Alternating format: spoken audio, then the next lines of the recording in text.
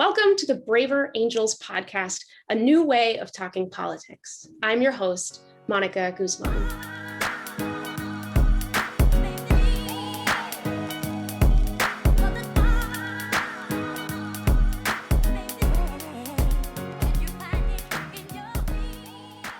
Today, I'm so excited to welcome our guest, Kirsten Powers. Kirsten is someone you may have seen on TV lately. She is a CNN senior political analyst. She's a USA Today columnist as well. And she is the author of a new book that's about to come out called Saving Grace: Speak Your Truth, Stay Centered, and Learn to Coexist with People Who Drive You Nuts. How's that for a title? Kirsten has also worked at Fox News, so she's got stories about the divide to share for sure. And the heart of her book is this concept of grace. So I'm really excited to talk to her about how she arrived at that North Star, not just in her own life, but as a kind of prescription for what ails us as a society. Because this is Braver Angels, we talk a lot about goodwill, curiosity, of course, courage, and this concept of grace comes up quite a bit. So I am excited to dig in. Kirsten, welcome to the Braver Angels podcast. Thank you for having me. I really love that we're going to get to talk about this. And I really appreciate the work that Braver Angels has been doing. It's something that I looked at a lot when I was researching my book, just when I would think, is this even possible? Mm-hmm. And I would look at the work that you're doing, and it definitely gave me some hope. Yeah, you are not the only one, as you know, to be asking if this work is even possible. I think folks ask that all the time, and we're still asking, which we will get to. But let's start, if we can, with your particular diagnosis for what ails us, for what seems to be tearing us apart. And you say that it is toxic levels of ungrace. So I suppose to explain ungrace, you might have to explain your concept of grace, but start in either direction. Why is that so much the heart of what we're looking at, the way you see it? Well, so I think there are a lot of things that are happening in our culture that I might diagnose. I might talk about misinformation. I talk about what happens to us when we're online, which is also in the book. But when I think about what could potentially, and what I discovered actually did change my experience of it, that's when I came on the idea of grace. And when I looked around at the way people were interacting in the public sphere, which is where I live, basically, right? I live in that place where people are debating and arguing publicly. It often turns ugly, particularly on social media, particularly on Twitter. I don't spend a lot of time on Facebook, but it seems like a pretty bad place. And so looking at that, that's where I saw just a lot of ungrace, which is something, a phrase that the Christian author Philip Yancey came up with. And I saw myself doing it too. It's not just that I saw other people doing it, it's that I saw myself doing it. And so I would say in the beginning, what started this journey for me was when I really hit a wall in 2018 after the 2016 election. And I think a lot of people will relate to this. I was consumed with not even anger, with rage, right? I was just hopeless and worried and upset. And I was starting to feel a lot of contempt and hatred towards a lot of other people. And I was physically didn't feel well. I had chronic fatigue. I had fibromyalgia. I had anxiety. I was miserable. And I sort of hit this wall and said, I can't, this is unsustainable. And there wasn't really any end in sight. And little did I know how much worse it was actually going to get. Right. So I thought, this is unsustainable. So how do I stay engaged? Because you never want to lose your capacity for outrage. I think anger is a positive emotion. It's just a question of what you do with that anger, right? Anger tells you something's wrong, but what do you do with that anger? And what I was doing with that anger often wasn't that productive, and it was pretty harmful to me.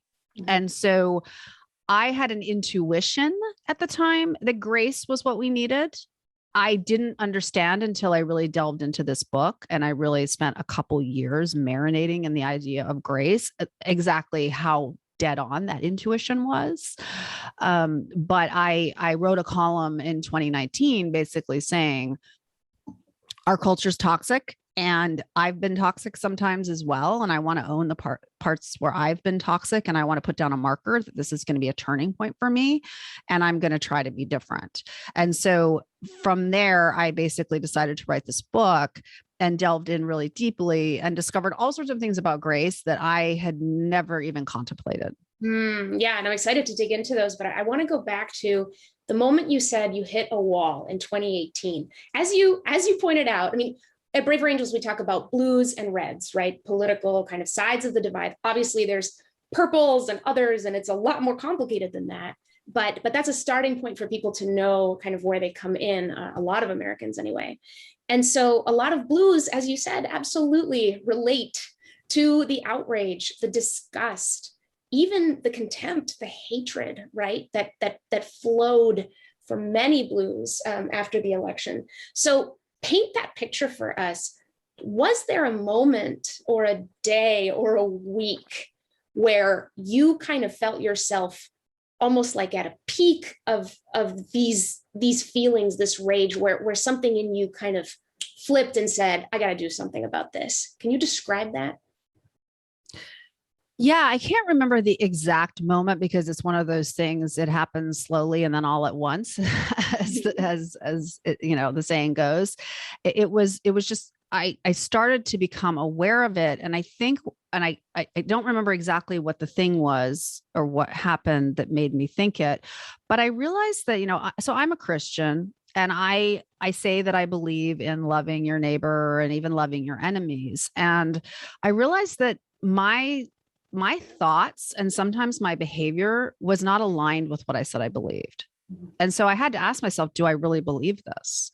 Because I had never been in a situation like this. And even the blue versus red thing for me isn't applicable because, you know, I worked at Fox News. I'm a left of center person, and I didn't hate them, and I didn't feel contempt. And I mean, sometimes I did. I'm not going to say I never did. Right. But I had there were some viral moments in there with certainly I did. And looking back, I probably had more than I realized, but there were also people there who I had relationships with, who were my friends, who were conservative people, Charles Krauthammer or George Will or Steve Hayes or Jonah Goldberg, or these various people that I would go on air with and debate issues. And we did not see the world the same way. And I'm not saying I never got upset or angry or anything like that, but I really did see them as people who had some views that I didn't like.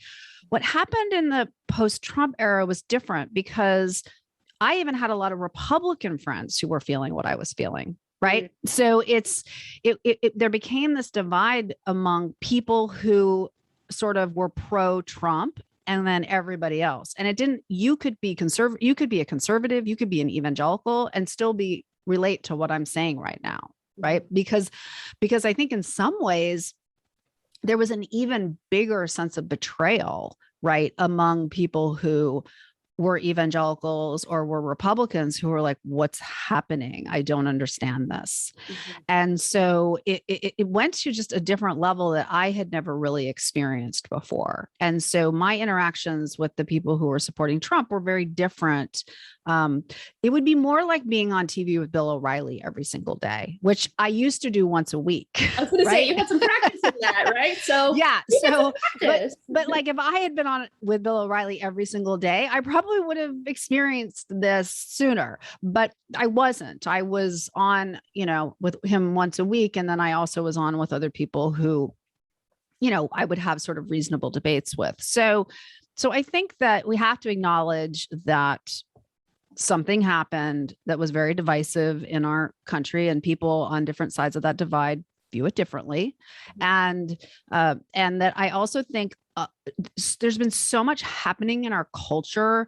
And I talk about this in the book, you know, in the Bible, apocalypse is an uncovering, we think of it as like the end of the world, but it just means in the Greek, it means an uncovering. And we really are in an apocalyptic time in that way, where all of these things are being uncovered that were always there, but that we just were able to ignore or not see. And so we, with Black Lives Matter, with what happened with George Floyd, that was a real turning point, with Me Too. And so there's a lot happening. And it's normal to have a lot of feelings about that. It's normal to be upset. It's normal to be heartbroken. All those feelings, I'm very pro feeling your feelings. So I don't want anybody to think that I'm not. Like I said, it's just, what do we do with those feelings? Right. And how do we take those feelings, not just do something productive, but also not make ourselves miserable from them, right? Because that's not helping anybody.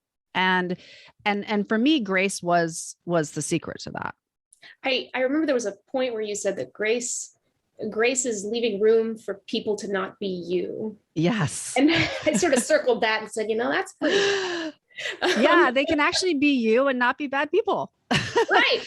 It's amazing. Yeah. Like, wow, you get to think different things than I think, even some things that I think are bad, and actually not be the devil, not be evil, not be dehumanized, not be demonized. And so I can look at you and say, grace kind of creates that space for me to look at you. I use the Christian paradigm of unmerited favor, though this book is not just for Christians. It's for people of all faiths or no faith. I've had people who are atheists read it and they love it.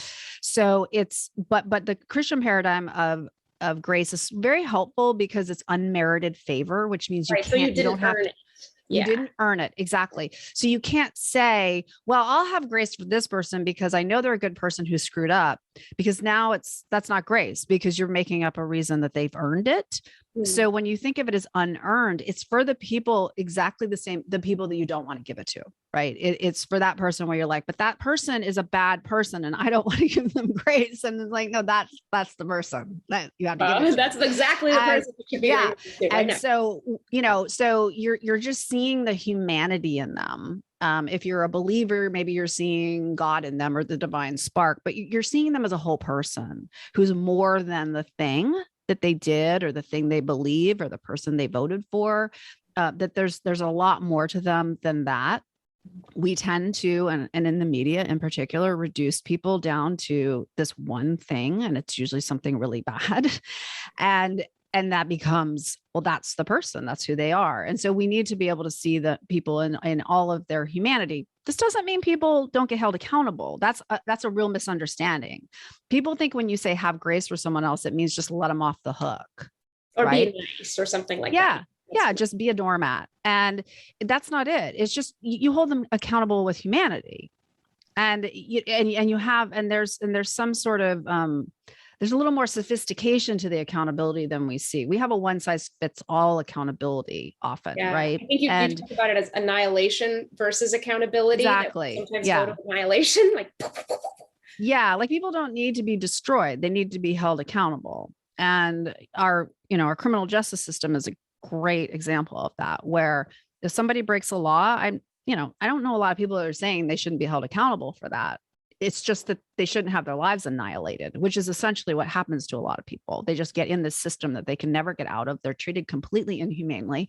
They're over punished. It's a punitive system versus a restorative system. And I think that I think we sometimes operate the same way in the public sphere. And so we should look at a situation and say, this person screwed up. What's a way to hold them accountable that's restorative? Right. That actually changes the system, actually changes what's happening, actually brings some healing where brokenness has been caused, versus how can I absolutely destroy this person so that they can never work again and never even walk outside without people thinking that they're garbage, right? I mean, that is because that feels righteous, right? Because that feels they are so wrong, that they are so bad, they're a stain on us all, annihilation. Yeah. Well, one of my guiding principles is do unto others as you would have done to you. So I say, like, a really good thing to check in on when you have that urge to do that is just say, how would I like to be treated in this situation? Right. What would I like to happen? Would I like to just be reduced to this and every other aspect of me be dismissed?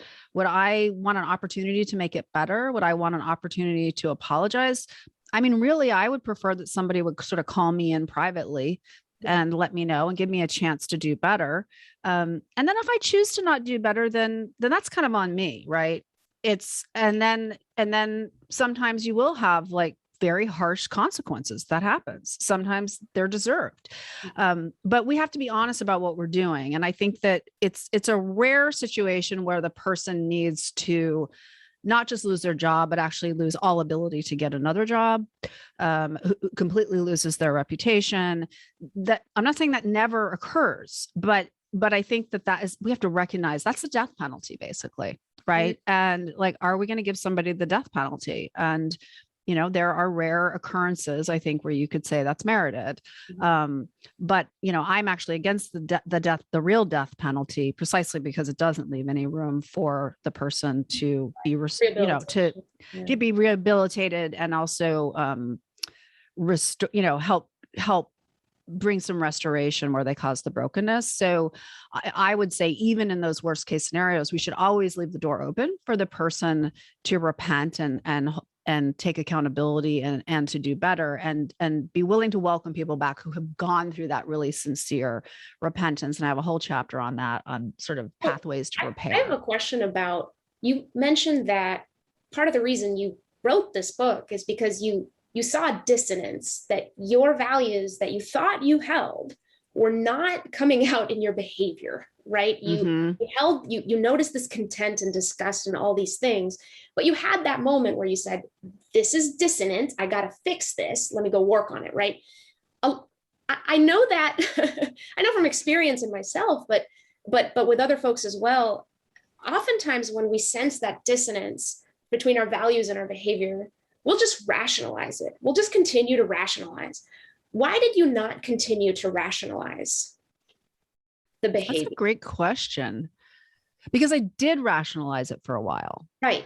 I rationalized it as, well, okay, yes, those are great values, but this is war.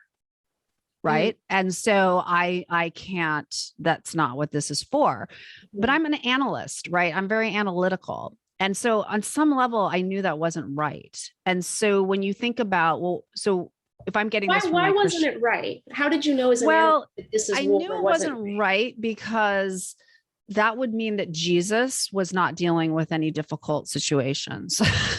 And that's not what happened. Easy, wasn't it? Yeah. Right. It's like, so the person who was saying these things was being persecuted and ultimately was killed. Right. So, and was saying this all the way up until he was dead.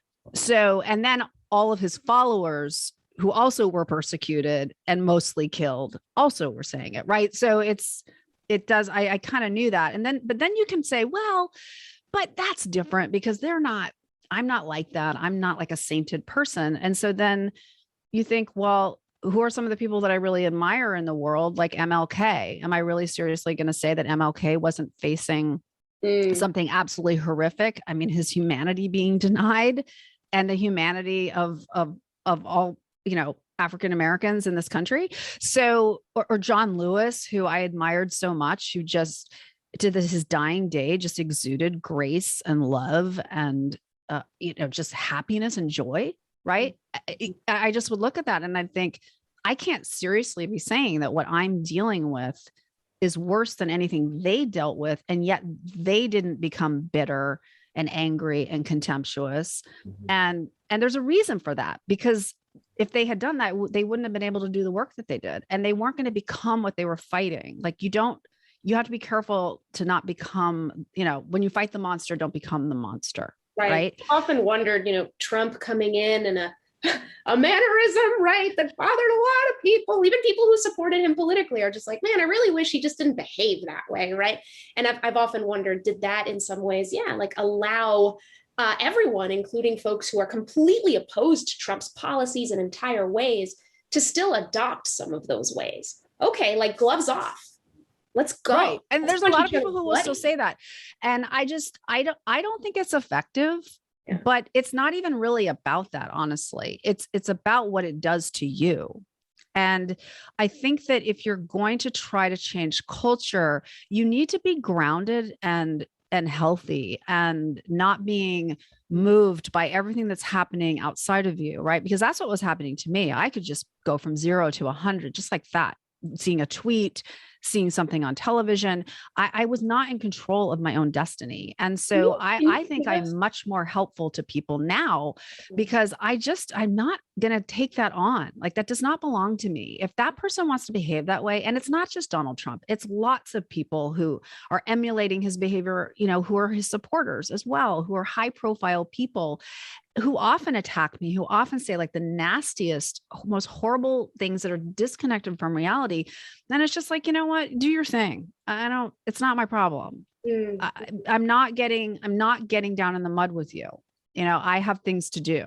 And so I'm sorry, but I interrupted you. You were about to ask. Well, something. I was going to ask you just to almost illustrate that a little more about like, because many people have been there where you're online, you're on Twitter or whatever, and then everything's great in your life and your day. And then you read something, yes. Right? There's that old comic, internet comic that's like, honey, you coming to bed? Like, no, someone is wrong on the internet. Right? Exactly. No. And you're going to change, and you're definitely going to change their mind because people always change their mind. Always. Yes. Like they're once always they don't respond, you know that you have totally converted them to whatever you said. Right. Yeah. I mean, when you send that tweet, you're going to have a reasonable back and forth. Everyone's going to go, oh, I totally see what you're saying. Yeah. That's happened. So I have to say, one of the first things I had to do was get off of social media. Oh, and you did do that intentionally. And I knew it intuitively. I realized because I had in 2018, I had dialed it back. I had recognized like, this isn't good. I would notice I'd be agitated even hours after getting off. It wasn't just while I was on it. I would think, why am I being so nasty to my fiance? It's just, why am I snapping? And I'd be like, oh, it's because I spent an hour on Twitter. And so I had already dialed it back. And then something happened and I got pulled into it because a friend sent me a link and I clicked on it. And I basically got off feeling just horrible and dirty and gross by the whole experience, my behavior, their behavior, everybody's behavior. And I just said, this will be the last time this happens. Wow. And it was really, it was the last time that happened. That was your clean break. Yeah. How in the world, I know that you have some habits to try to keep grace as almost like a daily practice, It is a practice. That's the thing I discovered when I was writing the book. It is like, it's like a yoga practice. It is a practice and you have to put things in place. So, the first thing I did was I deleted the Twitter app. Twitter really was where all the problems were happening for me. Like I said, I didn't spend any time on Facebook and Instagram. For me, it's just not a place that's where there's things happening that are triggering. So I deleted the app. And I had my fiance change my password. Your fiance changed? Yeah. That's a good self-hack, everybody. Pay attention. Yeah. And I said, do not, under any circumstances, I don't care how much I beg, give this to me. Now, of course, I could have reset it if I wanted to, right? But I was pretty committed to this. And so I'll say for the first couple of days, it was hard because you're addicted, right? You're getting a dopamine hit off of it. But after a couple of days, I didn't care anymore. And I lost interest in it. And I spent that month doing a pretty, like an audit, I guess, of my own work and how I had been interacting in the public sphere, just trying to take a look at, I don't know, how I was contributing. And after about a month, I went back on and I did this Twitter thread. And this is when I said, I realized we have a lack of grace. And I have to say, when I logged back onto Twitter to do that, I was just off of it for a month. I just looked at it totally differently. And I just thought, this is so dysfunctional. And I just don't have any interest in it anymore. And so I never really went back on. I still don't have it on my phone. And I do allow myself to check it now and then just to see what's going on news-wise. But I found and all my notifications are off. So I never get anything that's pushing me to it. But I go on my computer, and because you don't have that scrolling thing, which I write about in the book, like that's actually intentional. It triggers your brain in a certain way. It's called infinite What is the scrolling thing? The infinite scroll. When you get to the bottom and scroll. Yeah. Where you don't have to click on anything. And so I have some stuff in the book from the person who invented that, who now regrets it. Because it does something with your brain and just keeps you hooked. And so if you check it online, you don't get that. And so I'll go look at it for a couple of minutes and then I'm like, oh, okay, I saw what was going on and I get off. And that's the extent of it. And I don't argue with people. I don't interact with people. There's been a few times where I have tweeted something and someone that I know will respond to it. And then I'll be like, oh, da, da, da, da. And then I'm like, why did I do that? Because now the same thing always happens. They just twisted it into something that I didn't say. And so now I just don't do it at all. And if I tweet, I just tweet. I don't look that much. I mean, I'll go on maybe and interact a little bit, but I set a timer, never more than 5 minutes.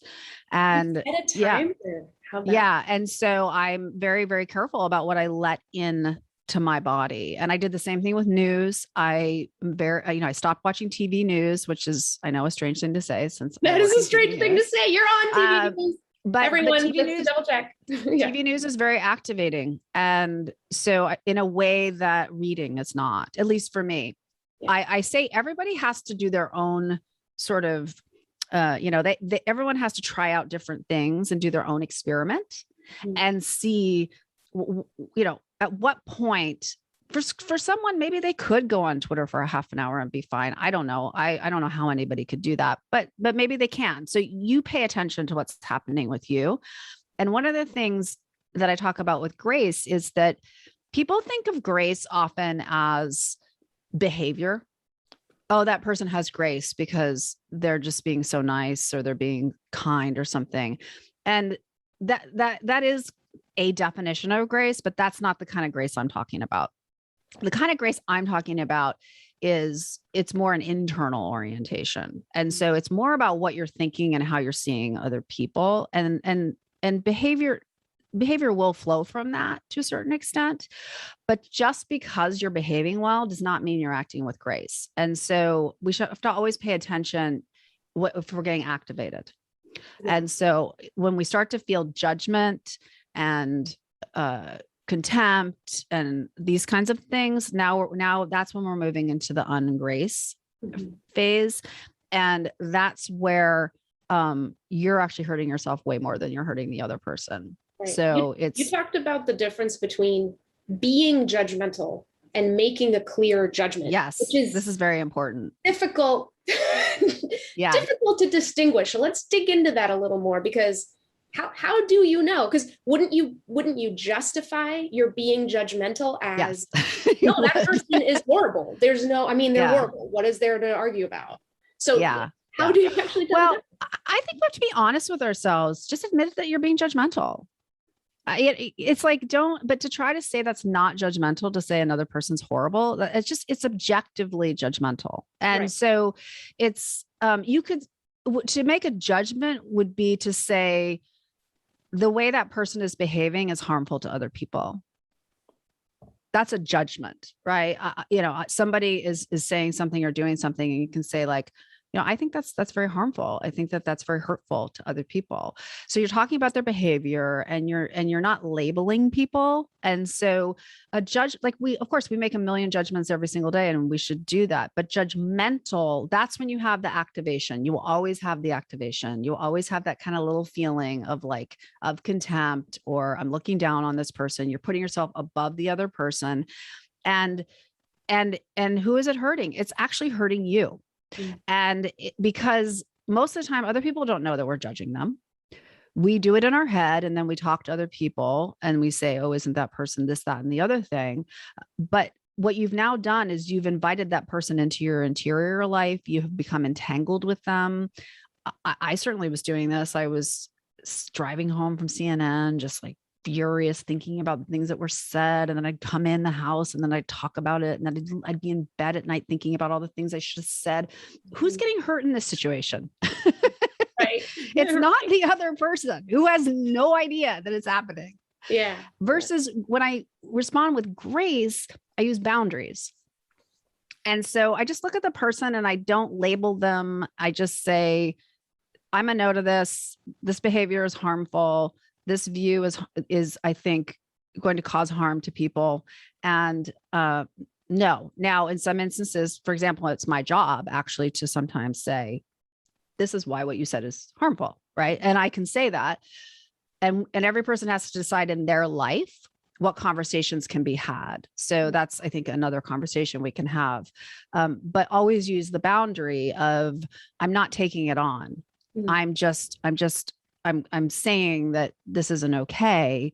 And then I'm deciding what I'm going to do with that. And so for me, even when I go on Twitter now and I see things, they don't get in me. It's not because my boundaries are so strong. I'll just be like, no. And that's it. I never think about them again. Wow. And yeah, because I refuse to let that into me. It's just, that's their energy. That's their business. And I don't want it. I got to point something out, by the way. I mean, in the course of this conversation, I'm realizing, one of the big boogeymen, and it's justified in a lot of ways for where we are as a country, is the media, right? And like you said, you don't watch TV news because it can be triggering, right? A lot of folks are making those rules. I don't watch much TV news either for the same reason. But people do kind of see the people on CNN and Fox News and say, like, they're the problem. Like, it's them. Look at them. They probably don't even care what they're saying, right? But we're listening to you. And you're a human being too, right? Like we can dehumanize the institutions that we blame for a lot of where we're at. Again, not entirely wrongly. I mean, there's implication to go around, right? But I just have to observe that we're seeing you tell us about your journey coming home from talking to millions of people, but still being like one of us, right? Like still kind of the same. Very much so. Just because you're on TV doesn't mean, A, that you don't care just because you're up there looking confident, or B, that, you're somehow, I don't know, more graced with the powers of handling all this in incredibly healthy ways. No, exactly. It's very true. And I think, and look, and now I do watch a little TV news. I will turn CNN and I'll watch it. And because, there's a lot of stuff that I don't know if we'll have time to talk about, but I dealt with a lot of my issues, right? We have to be aware that we project a lot of our stuff out. And so if for people who really think it's the media, take a look at yourself, because why are you watching it? Why, it's like, it's not like nobody can make you do anything. So you should choose to take control of the one thing that you have control over, and that's yourself. And the media responds to demand. That's just the way it works. Change to the demand side. If you want things to be different, then stop clicking on those links. Then, stop watching the things that you think are toxic. Stop thinking that it's okay when they're attacking the people that you don't like. Right. It's, I quote Arthur Brooks, who is a social scientist at Harvard. He calls them rhetorical dope peddlers. Watch out for rhetorical dope peddlers. And he said the ones you have to be the most on the lookout for are the ones that are saying what you believe. Right.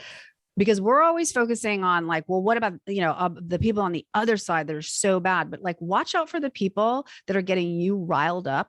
The test I say is like, when you consume media, you should walk away feeling informed. You shouldn't walk away feeling activated and enraged. Now, that doesn't mean that you won't get angry, because if you see, something on the news where, undocumented immigrants are being treated inhumanely, you should be angry. You should be angry. That's wrong. Right. But are you then going to the next level of, I am so much better than the people that are doing that. And I have so much contempt for these people. And now you're moving into the judgment, the contempt, the labeling. And now you've moved into a space where I can almost guarantee you're going to be miserable. And you're not, to the extent that you want to convince anybody of your position, you're not going to be able to do it, because nobody's going to listen to a person who's spewing contempt. They're just not. And you know that better than anybody because of the work that Braver Angels does. So I think that, that we can't rationalize that it's okay when it's the people that are demonizing the people that we don't like. And that's normal. Just be aware that we do that. I think it's great that you keep bringing that up, that we will rationalize things, and that our brains are designed to basically, have a confirmation bias to believe that to confirm everything that we already believe. So be aware that that's the case and try to correct for it. So here's a challenge to go off of that point. At Braver Angels, some people might think, gosh, everyone, all the tens of thousands of members in our community across the country, they almost exude grace all the time, right? Like, to even be part of this organization. It's like, no, the truth is everyone involved with Braver Angels struggles with all of this on a daily basis, right? It is almost a daily practice. And one of the things that I hear a lot from folks in the community is basically this, to translate it to terms that you're talking about. I'm showing grace, but they're not. Mm-hmm. So what am I supposed to do?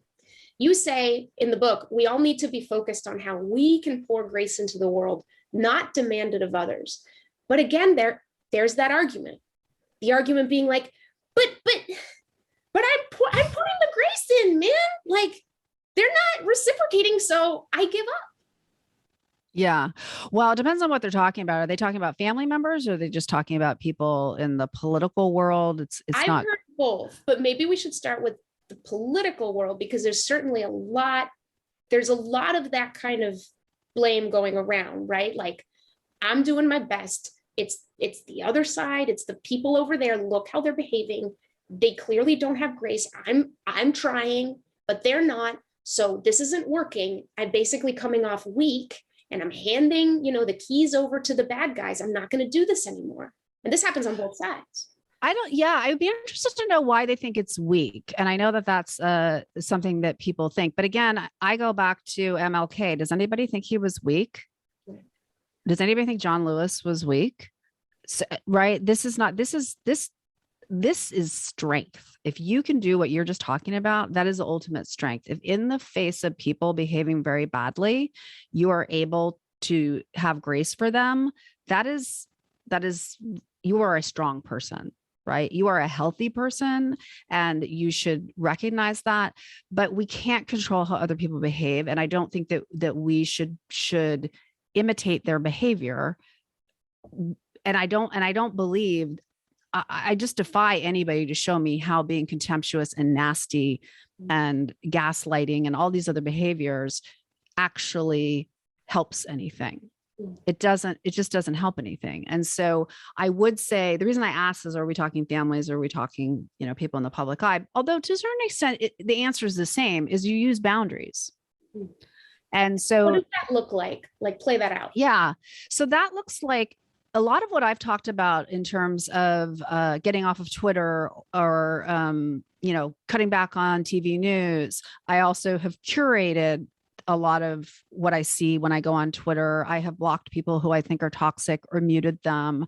I have, on Instagram, don't follow anything that's particularly activating to me. I certainly follow people who are talking about issues that are important, but they're not the rhetorical dope peddlers, right? So the way I'm getting my information. So that's a boundary, right? I have set a boundary of like what gets to come in to my system. Now, of course, sometimes things come through.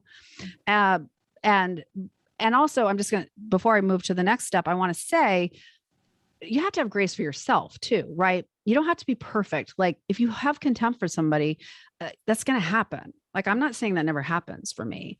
It's the difference is now I notice it and I go, oh, okay, that's noticeable. Whereas before I just did it and I was completely unconscious of it. It just wasn't even something that registered. Now you're aware. Right? Now I'm aware, and I'm aware of the cost to me. And so that's a moment to check in and be like, wait, what am I doing here? Am I not, am I tired?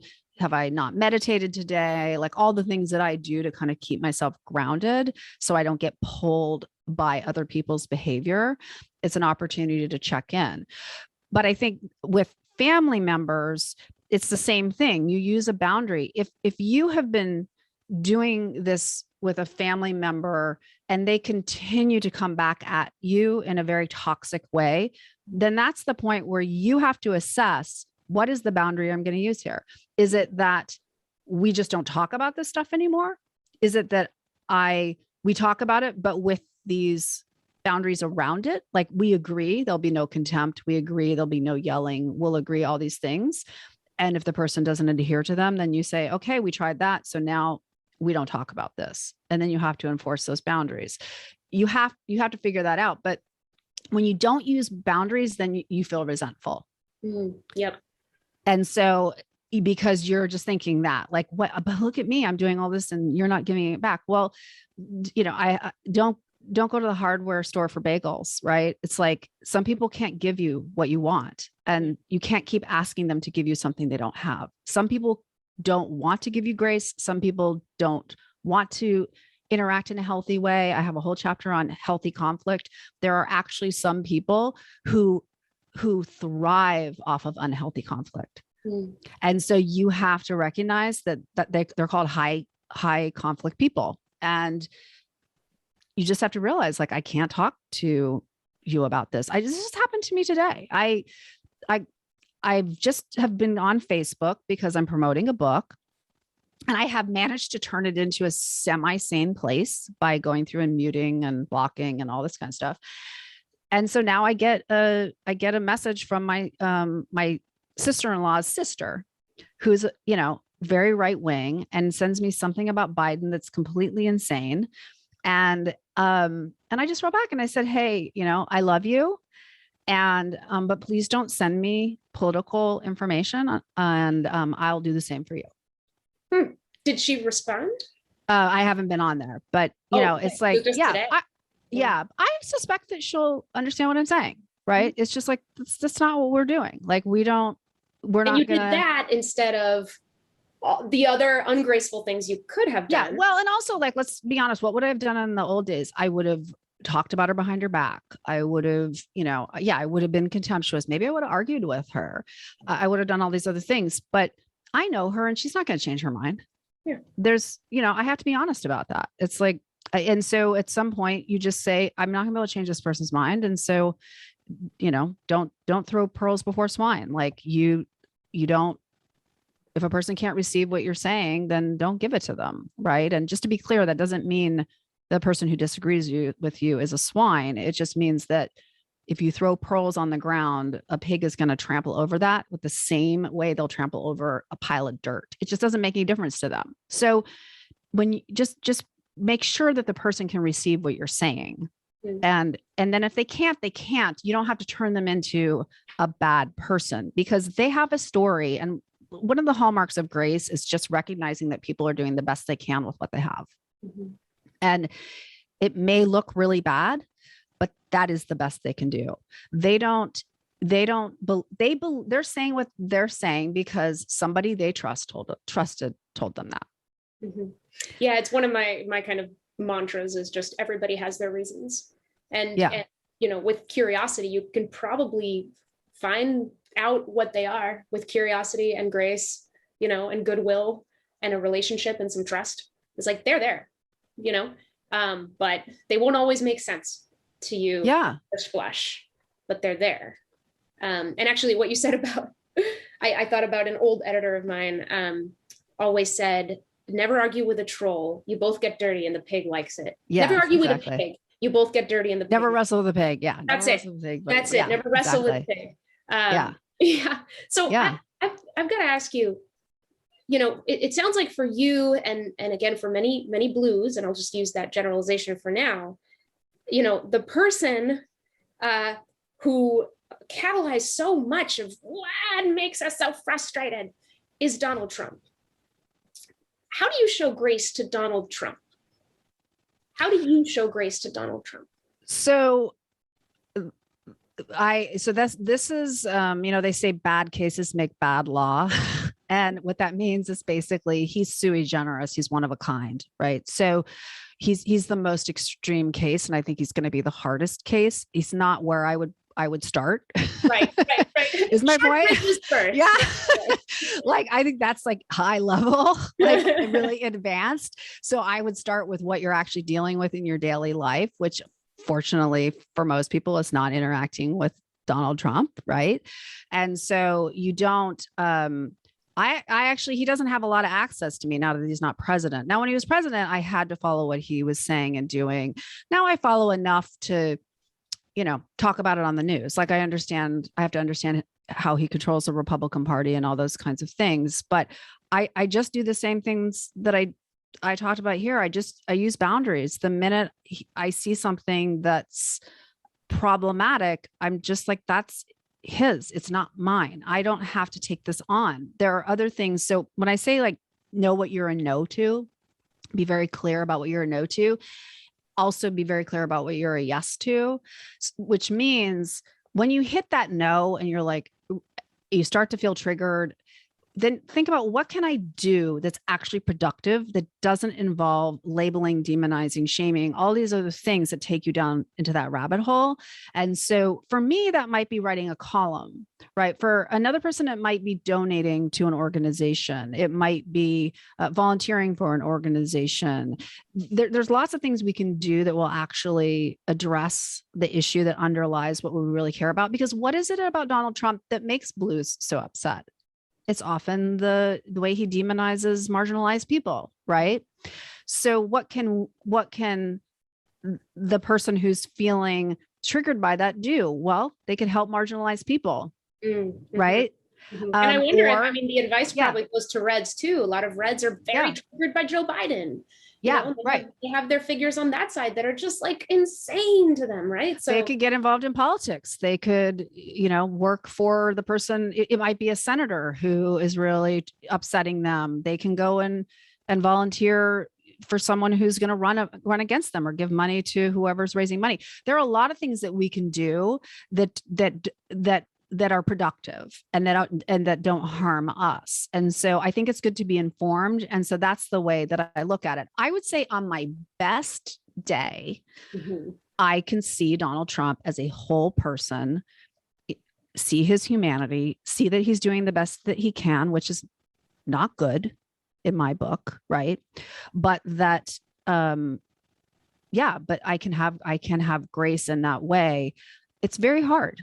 I'm not going to sit here and say that's on my best day. That's not a daily. So even after writing a book, after researching civil rights leaders, after all this time, it's not like you have solved this for yourself forever. I'm just not there, because I think that, I read a lot of MLK and John Lewis, and, John Lewis, the way he would talk about people, even people who he, really didn't like or agree with, still spoke about loving people, right? And so, and loving people, when Jesus says love your enemies, that doesn't mean like the way you love your best friend or the way you love chocolate. It's agape love in the Greek, and that's just a love you have for humanity, right? In the Christian faith, it would be because they're God's children, but you don't have to be a believer.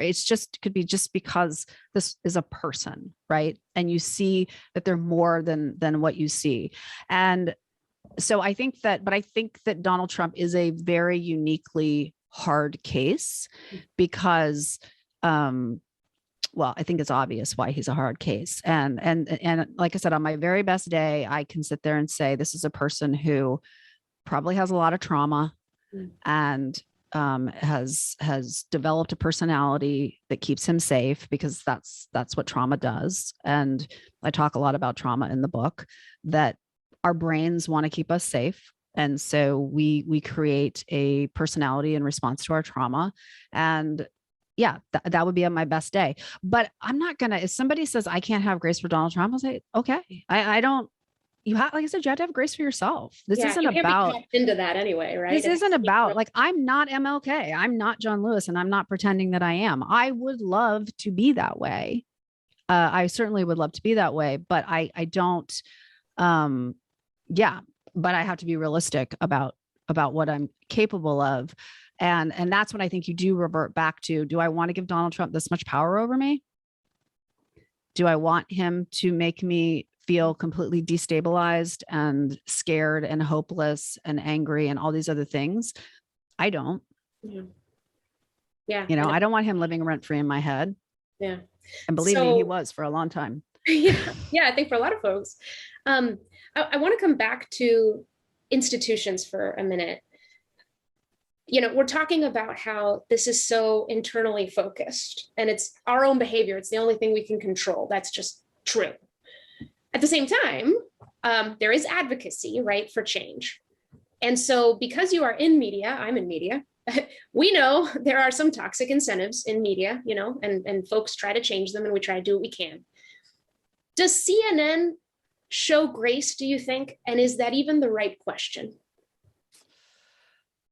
I think it's too broad of a question to be able to answer. You know, it's a lot of times when people bring up situations of, since it's been out there that I wrote this book, a lot of conservatives will tweet at me and say, when I'm critical of something like, well, you didn't show grace. And it's like, that's just a category mistake. Like it's not about grace. It's like saying, I didn't show grace when I ordered a pizza, right? It's like, this isn't about grace, right? So it's like, grace to whom? So that would always be my question. It's, you know, so who is it that they're being too hard on? I'm sure there are plenty of instances where they don't show grace in that sense, right? I mean, all our institutions, groups of people. Yeah. I guess I'm asking just what might be the kind of roadmap for groups of people and institutions to try to learn from grace and try to implement it. I think that's my broader question. Yeah. Well, I think that if we could see the media stop reducing people to these singular sort of caricatures, which people really love. The media does it because people love it. Right. Again, our brains love it. Our brains love binary support. I know. Binary sorting. It's like, terrible. Please put it in a good or bad basket for me, and my brain's going to be so happy. Yeah. You know, so it's like, that is what we're going to be drawn to. And so I think that, but I do believe that they are driven by demand.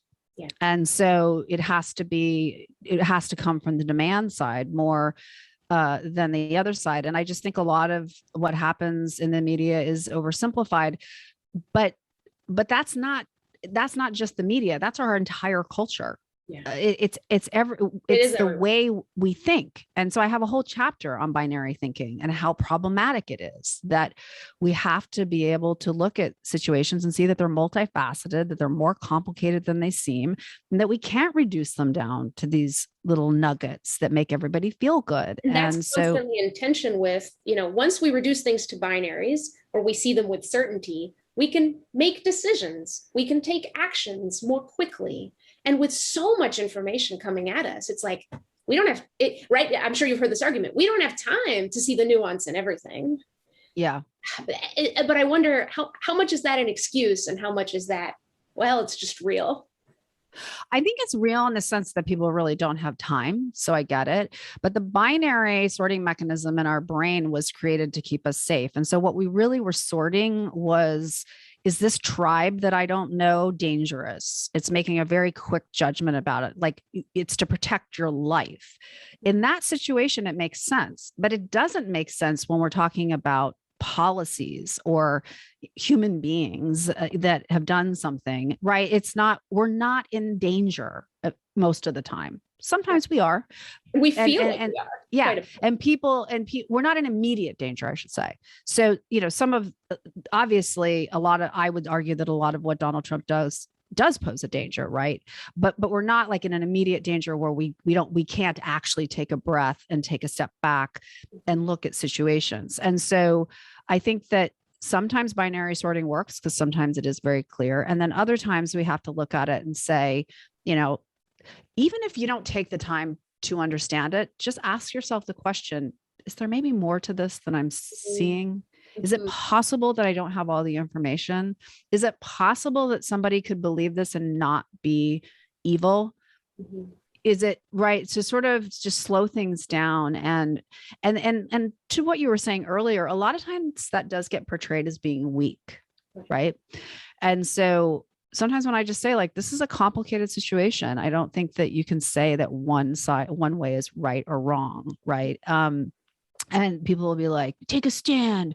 Right. It's like, that's my stand. That's my stand. Yeah. My stand is that it's complicated. Yeah. And that reasonable people can disagree about it. There are some things like that. And so I feel that way about abortion. I think reasonable people can disagree. And it's, this is a debate in the sort of Christian world. A lot of people will say, like, you can't be a Christian and be pro-choice. And it's like, that's you said ridiculous. You're Catholic, right? You were raised Catholic. I was Yeah. Well, I was actually raised Episcopalian, but my mom's side of the family is Catholic. So I had a real Catholic influence. And then I rejoined the Catholic Church sort of in adulthood. But the idea that a sincere Christian couldn't come to a different conclusion on that is absurd. And there are so many people who will just say, no, it has to be this way or that way. And it's just like, you have to allow for the possibility that someone could come, that a decent person could come to a different conclusion than you. Ask those questions. You will see that there is a path that makes sense. Yeah. But often what will happen is people will say to you, well, you haven't really thought about it, or you don't really believe what the Bible says, or you don't, without understanding that a lot of people have really thought about it and they actually really disagree. Yeah. Right. And they have real reasons for it. But it's just this assumption that if you think differently about it, you must not have done the homework, or you're not smart enough, or all these other things. And so, don't be curious. Like, I love you're talking about curiosity. Be curious, ask people why they believe the things that they believe. And don't just assume that and leave the door open in your mind. You talk because they're dumb. Yeah. It's the open-minded posture. It's like, I see it in myself all the time, right? So when I say this, that's where it's coming from. But there is a kind of arrogance in the sense of, I know everything there is to know about this. There can be no other conclusion except this one. Yeah. And it's like, wow, it's a big world out there, yo. Like, how did you figure it all out like that? Like, right. Well, and we have an epidemic of that. And I certainly was like, patient zero. of that, of really believing that, like realizing that idea of grace, that, wow, a person can not be me and not be a bad person, was like, what? And so, but I also think it's really important to talk about that the idea of grace can also be very triggering for a lot of people, because it's been weaponized, right? It's been weaponized against marginalized people. And so it's often been used to tell people, yes, this is happening, it's bad, but just have grace. Just have grace. Yeah. And that's not grace, that's enabling. And that's not what people are called to do. And so that's why I have in the title, Speak Your Truth, because that's really important. These things are not in contradiction. They go together. And so you definitely should continue to feel outraged when you see people getting harmed, and speak up for them, and stay engaged, and don't make excuses for people who've caused damage. Right. And I also think another reason that is triggering is because a lot of people from groups that have been marginalized are shown no grace. And so you'll see people, for example, someone says something racist, and then all their defenders come and say, well, just show them grace. They just didn't know. And then it's like, well, where's the grace for the Black kid who's got kicked out of school? Well, the white kid didn't. And then his entire life is thrown off of track. Right. So you can't weaponize it when it works for you, but then not be upset when it's not happening in another instance. You also need to be upset about, the fact that this completely innocent child, is being suspended for doing something that a white kid did and is still in school. So that's where it gets like really out of balance. Yeah. That there's a lot of grace for people who actually have power. Right. And then the people who are powerless are shown no grace. If they don't complain in exactly the right words and exactly the right place, if they don't, there's all these ways that it has to be done, then it's like, no, you didn't do it the right way. Mm-hmm. And it's like, how about a little grace? Yeah. Right. Yeah, how about a little grace in that situation? Feeling people, being able to hear people say exactly what they mean and exactly what they feel. And instead of then coming back and saying, how dare you use that tone? Okay, you might say that maybe a bit, right? You might be angry at first, but it's still be able to receive it and say, no, wait, actually, I'm here to really try to pick up your meaning. I'm here to really try to see you as a human being who has a perspective that I don't share because you have a life I don't share. Yeah. I mean, see you. Well, and also grace in that situation would be, let's say the person's yelling or something. Yeah. Grace in that situation would be like, well, why is this person yelling? Oh, because nobody's been listening. Exactly. It's data. They've they've been driven to this place because they've tried saying it the nice way and they tried all these different things and nobody would listen. Now they're yelling. And, okay, like listen to what they're saying, witness it, be present for it. So, that's how grace really should be used. But I so often see it weaponized in, among powerful people, just demanding the people who are being harmed to just constantly offer grace to the people who are doing the harming, and who also, they're not just doing harming, they don't have any intention of stopping or trying to become part of the solution. Can I ask you a really challenging question? Sure. It just popped into my head. Yeah. Do you think people who have less power are less obligated to show grace to others? So I think, because of my sort of where I'm situated in society, I would not tell them to offer grace, right? Well, you wouldn't tell anyone to offer grace. Well, I wouldn't tell anybody to offer grace, but I think that I think that because it's been weaponized so much, I would be very careful about saying that to a person who has been marginalized. That said, I think that it's interesting that who did I learn the most about grace from?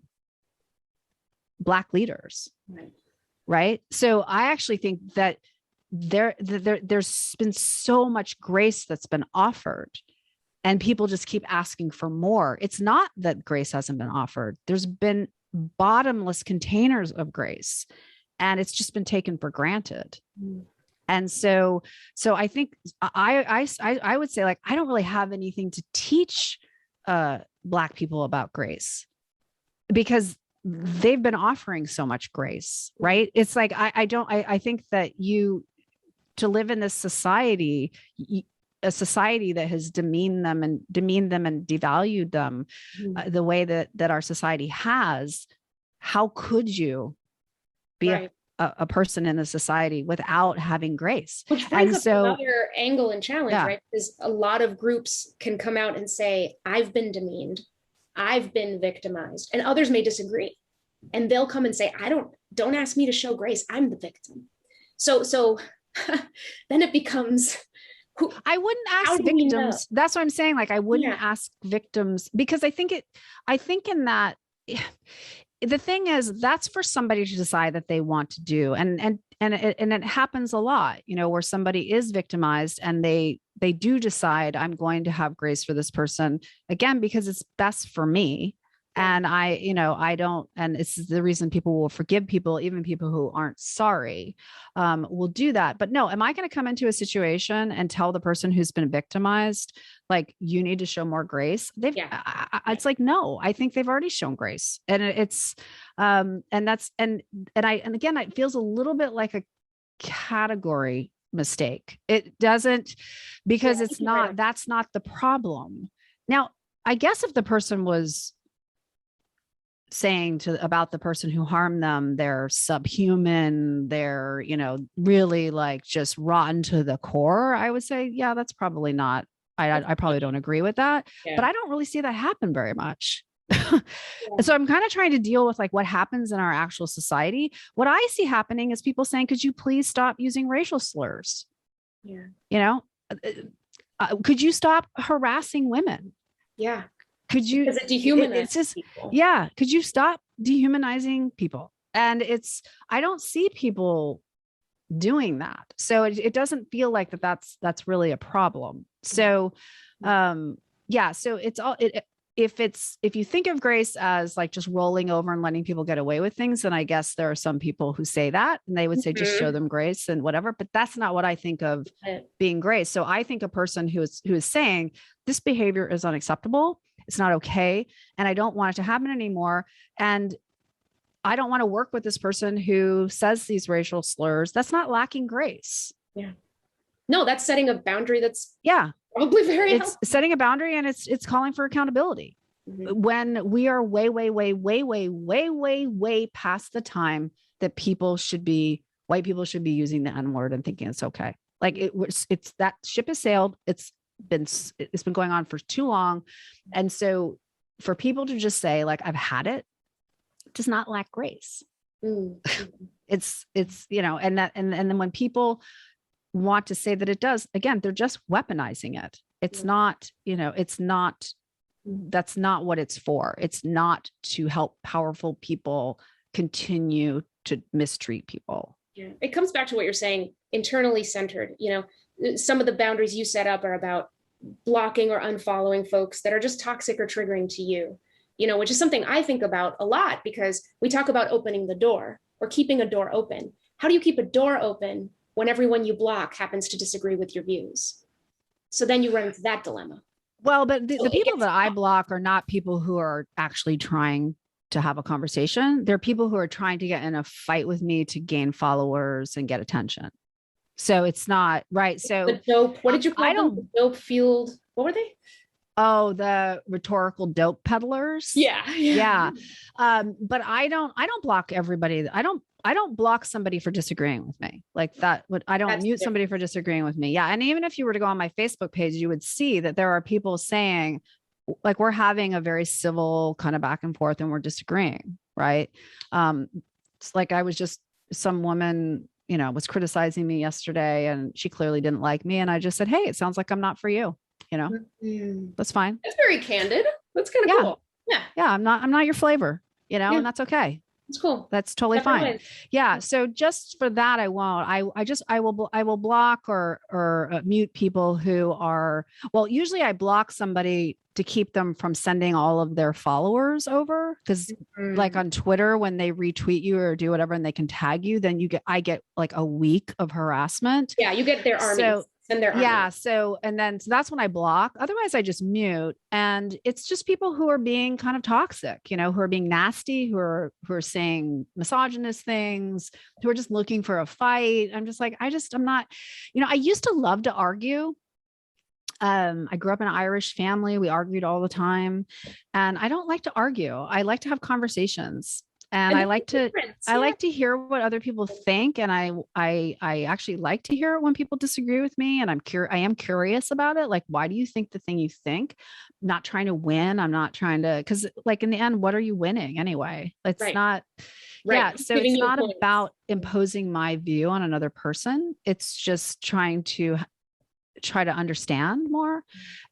And so if somebody wants to do that, I'm happy to do that.